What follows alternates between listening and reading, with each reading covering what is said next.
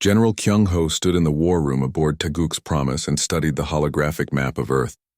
Red dots marked hegemony population centers. Blue lines showed the hidden human tunnel networks that Arya had revealed.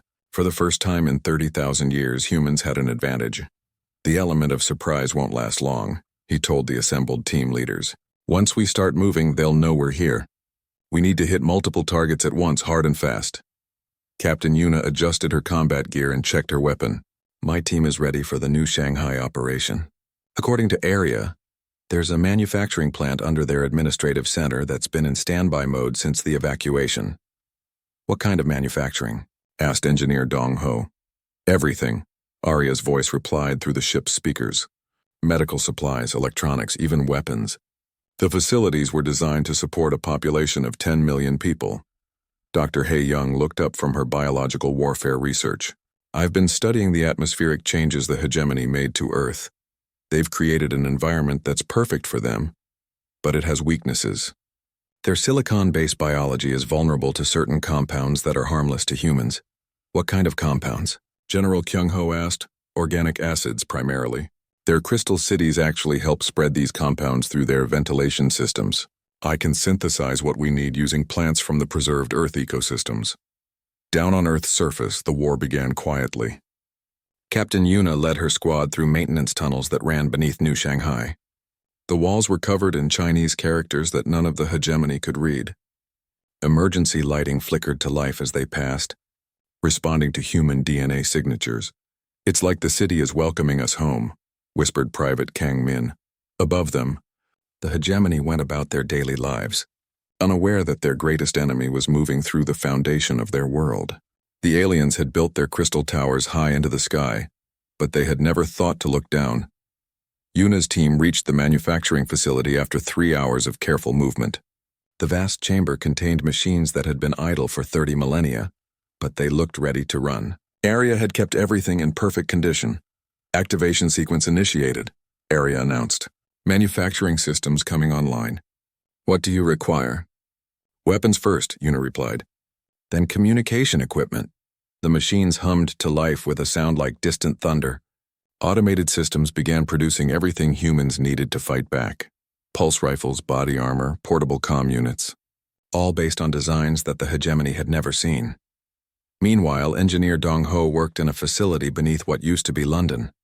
His job was more complex, reactivating the power grid that fed human systems across Europe. The hegemony had built their own power network, but they had left the human one intact, probably not understanding what it was for. The whole grid is still here, he reported to General Kyung-ho. They built their crystal conduits right next to our fusion reactors. If I can bring our systems online, we'll have independent power for every hidden facility on the continent. Do it, the general replied. The activation of the European power grid did not go unnoticed. In the central spire of London's Crystal City, Overlord Velthar felt the energy surge through sensors he didn't understand. His crystalline form pulsed with alarm colors as he called his advisors. There are power fluctuations beneath the city, he reported in the harmonic language of the hegemony. Investigate immediately. But the hegemony investigation teams found nothing. They searched the surface and the first few levels below ground, but they had no idea how deep human cities really went. Their scanners, designed to read crystal technology, couldn't penetrate the quantum encryption that protected human systems. Dr. Hae Young worked in a laboratory that had once been hidden deep beneath the Pentagon. She combined preserved Earth plants with synthetic compounds, creating weapons that the hegemony couldn't defend against. The first test was simple. A small aerosol device released in the ventilation system of a crystal tower. The results were immediate and devastating. The hegemony living in that tower began to show signs of system failure. Their crystalline skin dulled. Their harmonic voices became discordant. Within hours, they were evacuating the building. It works, she reported. The organic compounds interfere with their silicon-based biology. It's not lethal, but it makes them very sick. More importantly, it damages their technology. Their crystal cities actually help spread the effect. General Kyung-ho smiled grimly. Begin full production. The war escalated quickly after that. Across Earth, human teams emerged from tunnels and bunkers that the hegemony had never known existed. They struck at power plants, communication centers, and administrative buildings. Each attack was surgical, precise, and completely unexpected. Major Sung Ho led an assault on a military installation in what used to be Moscow. His team moved through snow-covered ruins that the hegemony had left untouched, thinking them worthless. But human ruins contained human weapons, and human weapons were designed to work in any environment. The aliens build everything to perfection, he explained to his soldiers as they prepared their attack. But perfection is fragile. Our equipment is built to get damaged and keep working. Their equipment fails the moment anything goes wrong. The attack on the Moscow facility proved his point. Hegemony weapons were incredibly powerful, but they required perfect conditions to function. Human weapons were less powerful, but they worked in a blizzard with battle damage running on backup power. The hegemony forces found themselves fighting an enemy they couldn't understand. Humans appeared from nowhere, struck hard, and disappeared back into tunnels that their scanners couldn't find. Worse, the humans seemed to know exactly where to hit for maximum damage. Overlord Velthar summoned his military commanders to the great crystal palace that stood where the United Nations building once was. His harmonic voice resonated with frustration and growing fear.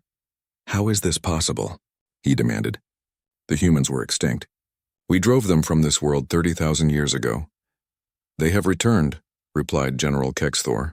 "Our intelligence estimates 50,000 of them, maybe more.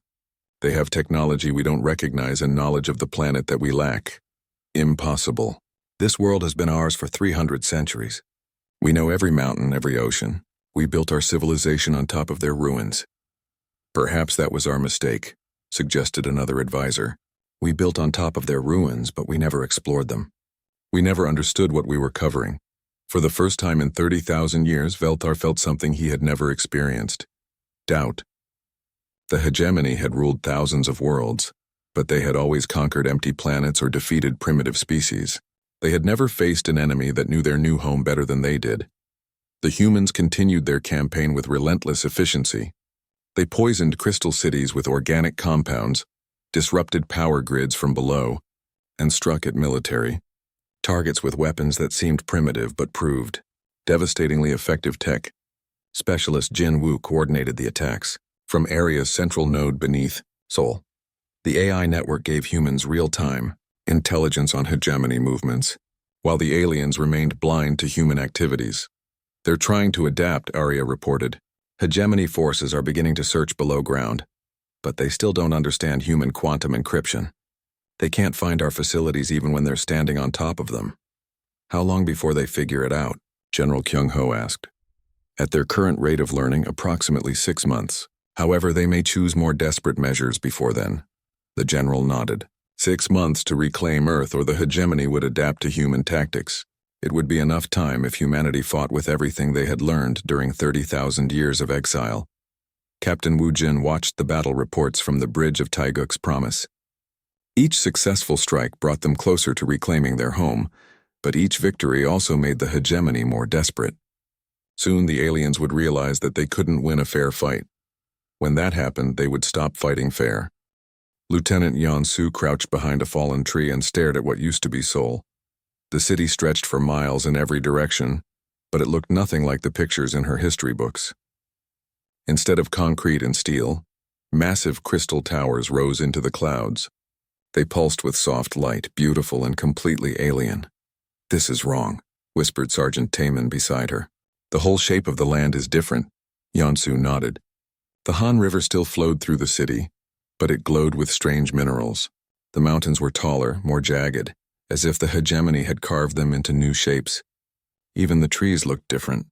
Their leaves were too blue, their bark too smooth. "Landing Team 2. Report," came Captain Wu Jin's voice through their comm units. "We've reached the target area, sir," Yansu replied quietly. "The surface has been completely changed. I'm looking at Seoul, but it's not Seoul anymore." Back on the ship, Dr. Hae Young studied the readings from all 5 landing teams. The data painted a clear picture. The hegemony had not just built cities on Earth, they had rebuilt Earth itself. The atmosphere was thicker now, filled with minerals that made their crystal cities grow. The soil contained metals that had never existed here before. "Captain," she called to Wu Jin, "I'm seeing something strange in the deep scans. There are empty spaces under their cities, hollow areas that don't match their building patterns." Wu Jin walked over to her station, Show me. The screen displayed a cross-section view of what used to be downtown Seoul. Above ground, the crystal spires reached toward the sky. But below ground, there were tunnels and chambers that the crystals hadn't filled. Those aren't hegemony construction, Hae-young said. The shapes are all wrong for them. They build in curves and spirals. These are straight lines and right angles. Human construction, Woo Jin realized. Our cities are still down there. Tech specialist Jin Woo had been quiet at his station, but now he looked up with excitement. Captain, if our old infrastructure's intact, there might be more than just empty buildings down there. What do you mean? Power systems, communication networks, maybe even computer cores. The hegemony might have built their cities on top of ours without understanding what they were covering up. Woo Jin felt his heart race. If human technology was still functioning below the alien cities, it could change everything. Jinwoo, can you make contact with any of those systems? I can try, sir. But I'll need to get closer. Yansu's voice came through the comm again. Captain, we've found something down here. There's an entrance to some kind of underground tunnel. It looks human-made. Investigate, but be careful, Woo Jin replied. He turned to Jinwoo. Get down to the surface. Take whatever equipment you need. An hour later, Jinwoo crawled through a maintenance tunnel that had been sealed for 30,000 years. His portable lights revealed concrete walls covered in Korean writing. The air was stale but breathable, filtered through systems that somehow still worked after all this time. This is incredible, he whispered into his comm. The tunnel network is huge. It goes under the entire city. Above him, the crystal spires of the hegemony hummed with alien energy. But here in the forgotten spaces, human engineering slept quietly, waiting. Jinwoo found what he was looking for in a chamber that used to be a subway station. Banks of computer equipment lined the walls, their lights dark but their cases intact. Quantum storage units that could hold vast amounts of information sat silent in the dim space. Here goes nothing, he muttered, connecting his portable power unit to the main console. The awakening was gradual. First, status lights began to blink. Then screens flickered to life, displaying text in Korean and English. Finally, a voice spoke from hidden speakers, clear and calm. System activation detected. Running diagnostics. Welcome, authorized user. I am Area, Autonomous Resource Integration Assistant. How may I help you today? Jinwoo nearly dropped his equipment. You're still functional? I have been in standby mode for approximately 30,247 years, 8 months, and 16 days. My primary systems are operating at 96% efficiency. Please state your authorization code. Jinwoo's hands shook as he entered the codes that every human child learned in school. Cultural passwords passed down through songs and stories. To his amazement, the AI accepted them. Authorization confirmed. Hello, Jinwoo. I have been waiting for humans to return. I have much to report. You know what happened? You know about the hegemony? I observed their arrival and the human evacuation. I have monitored their activities for the past 30 millennia. They are unaware of my existence, as they do not understand the quantum encryption layers that protect human systems. Up on the ship, Dr. Hae-young listened to Jinwoo's report with growing excitement. Captain, this changes everything. If Arya has been watching the hegemony for 30,000 years, she knows their weaknesses. What else is she telling you, Jinwoo? Woo Jin asked. She says there are other AIs still active in cities around the world. They've been maintaining essential systems and gathering intelligence. The hegemony built their cities on top of ours, but they never learned how our technology works. Arya's voice came through clearly now. The hegemony believe themselves to be highly advanced, but they have grown complacent. They rely entirely on their crystal technology, which is powerful but limited. They have never encountered an enemy that could interface with their systems through quantum tunnels. Can you access their networks? Jinwoo asked. To some degree, yes. Their security assumes that no other technology can interact with theirs. They are incorrect in this assumption. Back on the surface, Yansu and her team had found more tunnel entrances. Each led to preserved sections of old Seoul. Train stations, shopping centers, office buildings, all empty but intact. The hegemony had built over them without ever exploring what lay beneath. It's like they were afraid to dig too deep, Taemin observed. Maybe they thought human ruins were contaminated or cursed. Or maybe they just didn't care, Yeonsu replied. Why explore old buildings when you can build new ones? That attitude had been their mistake. While the hegemony reached toward the sky with their crystal towers, The foundations of human civilization waited in the dark below. Dr. He Young called Captain Wu Jin to her station. The biological scans are showing something interesting too. The hegemony have adapted Earth's ecosystem to suit themselves, but they've never achieved perfect integration.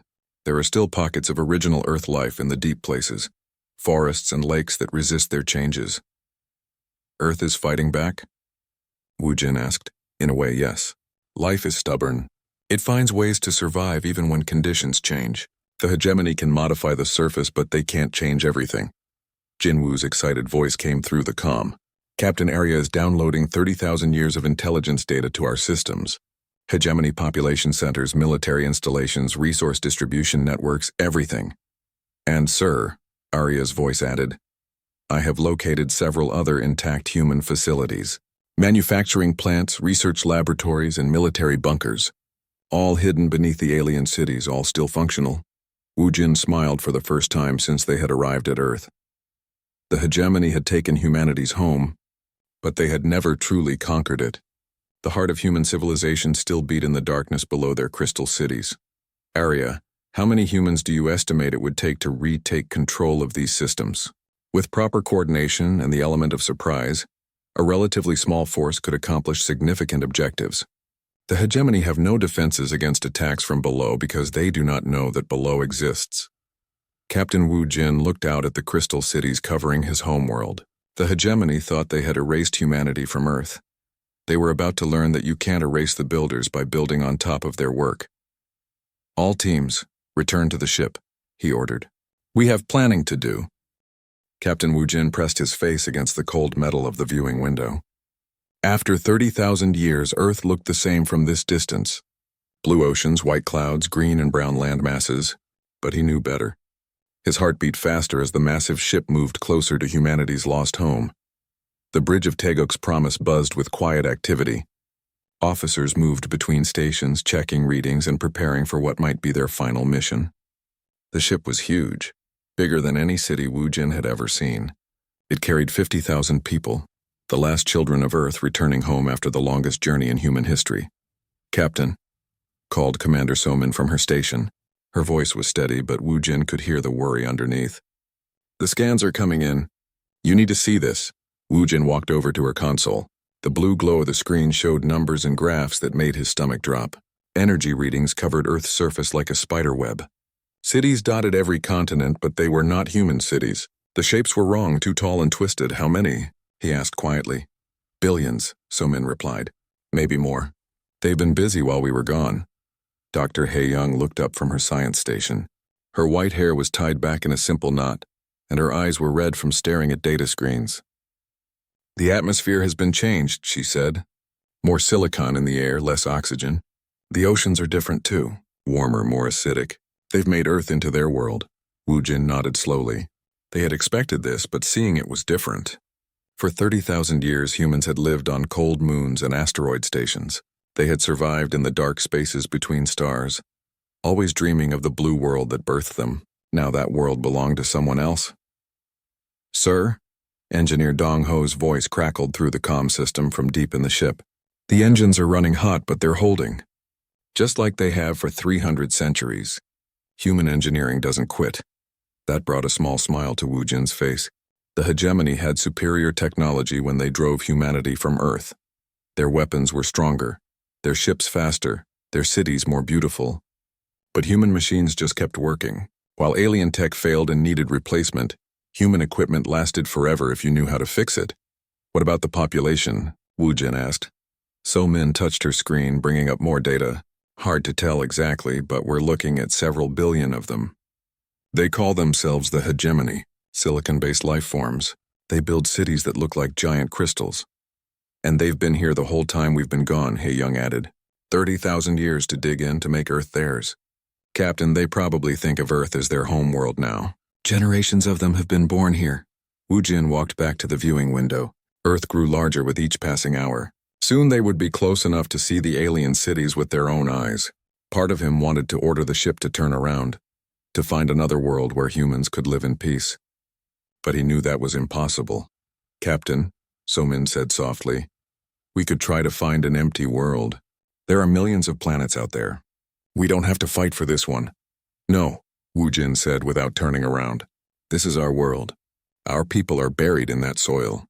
Our history is written in those mountains and rivers. We've been wandering for 30,000 years, but Earth is still our home. The truth was harder than that. Humanity had tried to find other worlds. Some were too hot, some too cold. Others had poisonous air or gravity that crushed human bones. The few good worlds they found were already taken by other species. Earth was special not just because humans came from there, but because it was perfect for human life. The outer colonies couldn't support all of us, Dong Ho said over the comm. We've got 50,000 people on this ship, but millions more on the colony stations. They're all depending on us to find them a real home. Wu Jin thought about those colony stations, humans living in metal boxes, breathing recycled air, eating food grown under artificial lights, children who had never seen a real sky or felt rain on their faces. They deserved better than that. They deserved Earth, Dr. He Young, he called. During our exile, did we develop anything that could give us an advantage? Any technology the hegemony doesn't have? She considered the question carefully. We learned to survive anywhere. Humans now can live in environments that would kill most species. We've had to adapt to become tougher. Our medical technology is probably better than theirs. We've had to fix everything with limited resources for thousands of years. And our ships, added Dong Ho from engineering. They might be faster, but ours are tougher. We build things to last because we can't afford to replace them. Somin brought up tactical displays. Captain, they probably don't even remember us. 30,000 years is a long time. They might think humans are extinct. Good, Wu Jin said. Let them think that. He turned to face his crew. These people had been born in space, just like their parents and grandparents for hundreds of generations. But they carried Earth in their DNA, in their stories, in their dreams. They were the children of a world they had never seen coming home at last. Somin, start scanning for a safe landing site, somewhere far from their cities. Hey Young, I want to know everything about how they've changed our world. Dong Ho, prepare the landing shuttles. We're going down to take a look. Sir, Somin said carefully. What if they don't want to share? Wu Jin looked out at Earth one more time, the blue marble that had given birth to humanity, now covered with the cities of strangers. Then we'll remind them that humans don't give up easily. We've survived 30,000 years in the cold and dark. We've built a civilization among the asteroids and ice moons. Earth made us tough and exile made us tougher. He straightened his uniform and walked toward the bridge exit. We're not refugees anymore. We're not visitors. We're Earth's children coming home. Outside the window, Earth continued to grow larger. Soon, very soon, humans would walk on their home world again. The hegemony had made Earth into their world, but they had never really understood what they had taken. Now they were about to learn that some things once lost will always find their way home. Dr. He Young stared at the data on her screen and felt her heart racing.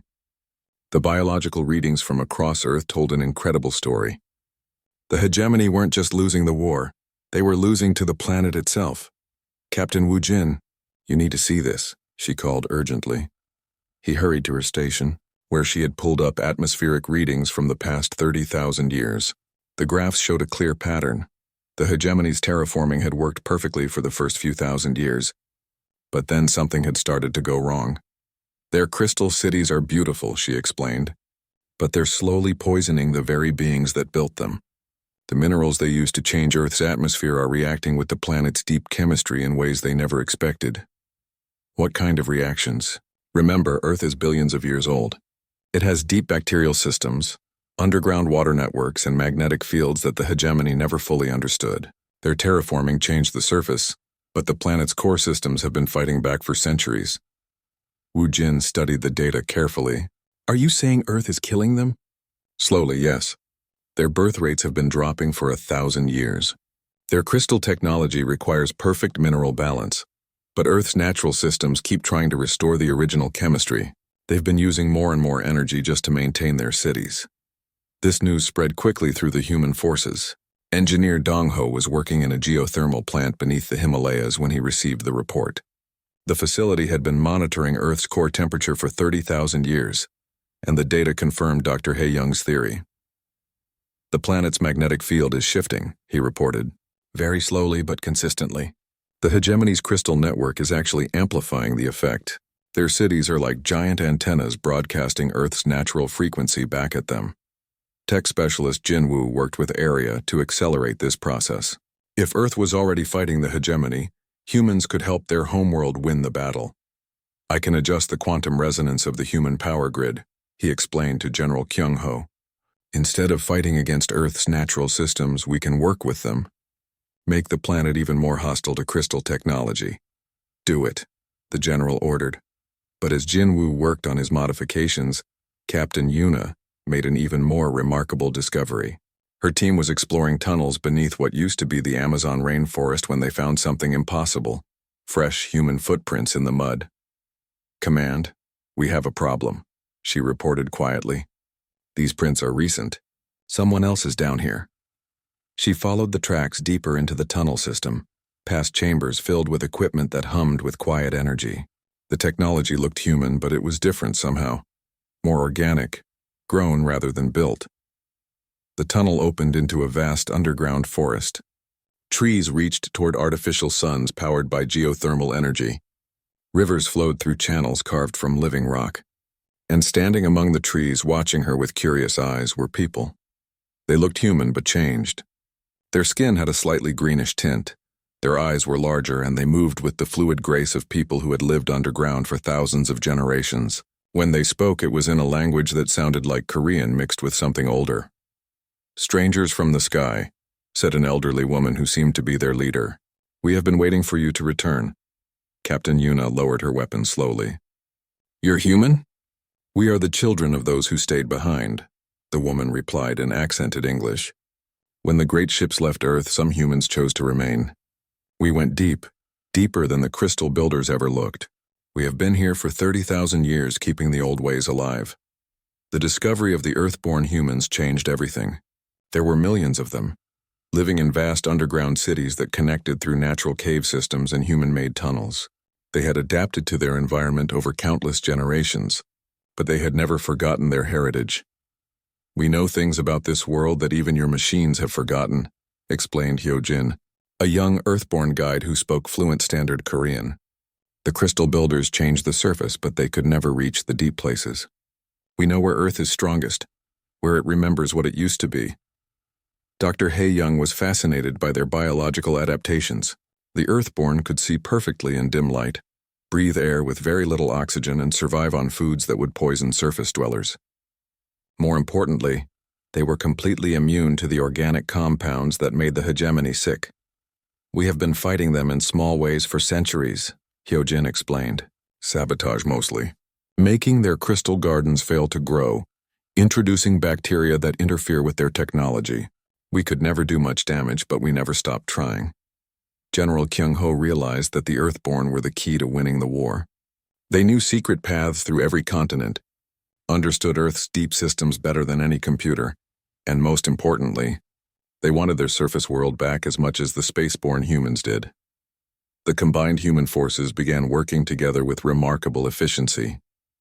Spaceborn humans provided advanced technology and military expertise.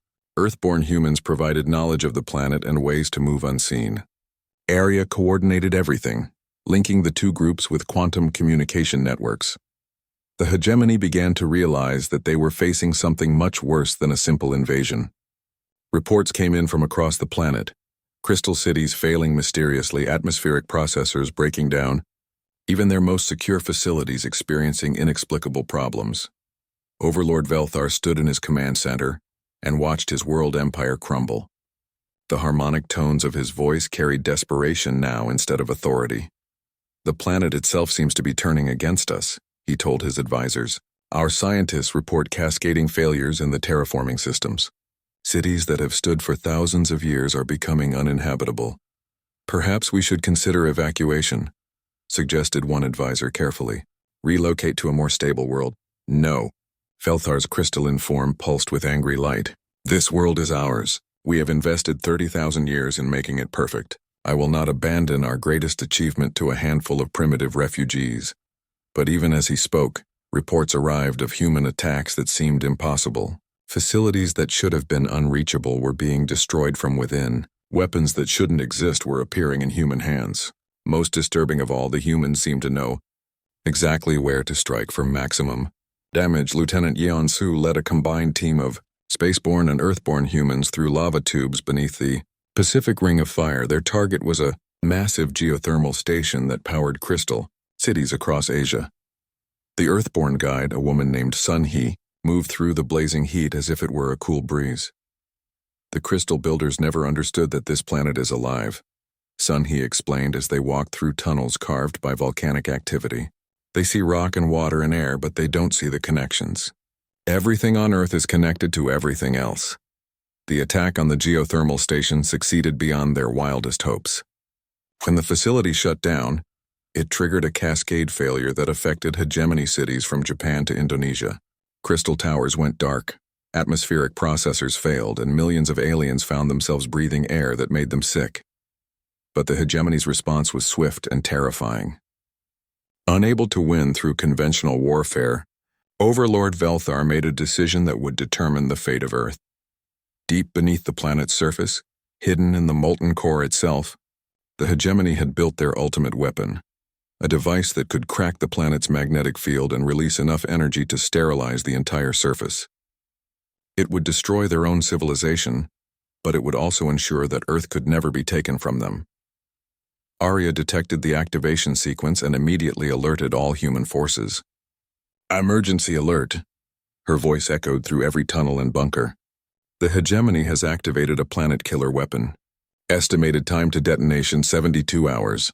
Captain Wu Jin felt his blood turn to ice. After 30,000 years, humanity had finally come home only to watch their world die. "Where is it?" he demanded. "The weapon is embedded in Earth's molten core, directly below the primary crystal palace in what was once New York. It cannot be reached by conventional means." "Then we'll find unconventional means," General Kyung-ho said grimly. "We've come too far to lose our home to alien spite."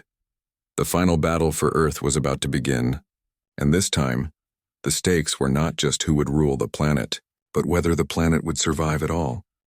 Captain Wu Jin stood in the command center of the Crystal Palace that had once been Manhattan, watching his people prepare for the most important mission in human history. Around him, the combined forces of spaceborne and earthborne humans worked together with desperate efficiency. 72 hours had become 68. The planet-killer weapon in Earth's core was charging steadily, and when it reached full power, it would crack the planet's magnetic field like an eggshell. The energy release would sterilize the surface and make Earth uninhabitable for any form of life. "Status report," he called to his team leaders. Dr. Hae-young looked up from her biological warfare station. "The hegemony forces are getting desperate.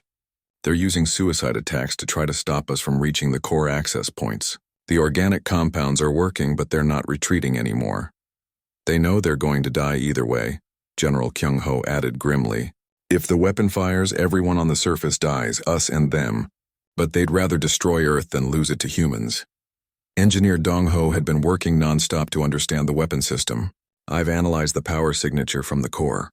The device is using Earth's own magnetic field as a weapon. When it reaches critical charge, it will reverse the polarity of the entire planetary magnetic field. The energy release will be like 1,000 nuclear bombs going off at once." Tech specialist Jin Woo was interfaced directly with Arya's quantum network, his consciousness linked to every computer system on Earth. "I've found the control mechanism," he reported, his voice strained from the mental effort. "There's a primary control node deep in the core facility, but the path to it goes through the molten layer of the planet. No conventional ship can survive that journey." Sun-Hee, the Earthborne guide, stepped forward. Her people had been quiet during the technical discussions, but now she spoke with absolute certainty. "There is a way." Everyone turned to look at her. Her green-tinged skin seemed to glow in the artificial light of the command center. "The deep caves reach lower than you know," she explained. "Our ancestors found paths through the solid rock that go down to the molten layers. Ancient lava tubes that have been sealed for millions of years. We can open them." "That's impossible," Dr. Hae-young protested. "The temperature down there would kill anyone instantly." "Not if you're wearing the right protection," Dong-ho said slowly, understanding dawning in his eyes. "The hegemony has environmental suits designed for working in their core facilities. They're built to handle molten rock and magnetic fields." Captain Wu Jin felt hope stirring in his chest. "Can we capture some of those suits?" "Already done," reported Major Sung-ho from his assault position. My team took a hegemony equipment depot an hour ago. We have 6 complete environmental suits, but... He paused. Sir, the suits are designed for silicon-based life forms. They might not work properly for humans.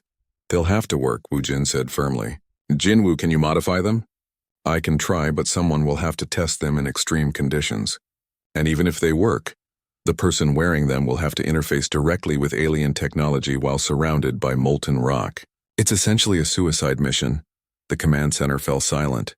Everyone understood what needed to be done, but no one wanted to say it. I'll go, Wu Jin said finally. No, Jinwu interrupted. Captain, you're needed here to coordinate the evacuation if this fails. I have to go anyway. I'm the only one who understands the quantum interface systems well enough to shut down the weapon. Before anyone could argue, alarms began blaring throughout the Crystal Palace. Arya's voice echoed urgently through the speakers. Hegemony forces are mounting a final assault on all human positions. Overlord Velthar is leading the attack personally. Estimated arrival time 20 minutes. General Kyung-ho immediately began issuing orders. All units, defensive positions. Spaceborne teams, protect the technical personnel. Earthborne guides, get our people to the deep cave entrances. The battle for the Crystal Palace was unlike anything the galaxy had ever seen. Hegemony warriors in their crystalline armor fought with the fury of beings who knew they were already dead. Their weapons fired beams of pure energy that could cut through solid rock. But human weapons answered with projectiles that shattered crystal armor like glass.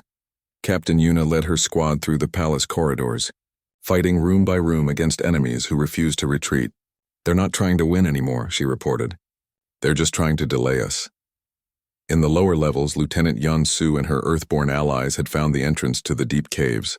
Sun He placed her hands on what looked like solid rock, and hidden mechanisms responded to her touch. The wall slid aside, revealing a tunnel that sloped down into darkness. The path is open, she reported. But Captain, the temperature down there will start rising immediately. Even with the environmental suits, you won't have much time. Jinwu finished his modifications to the Hegemony environmental suit and sealed himself inside. The suit felt wrong.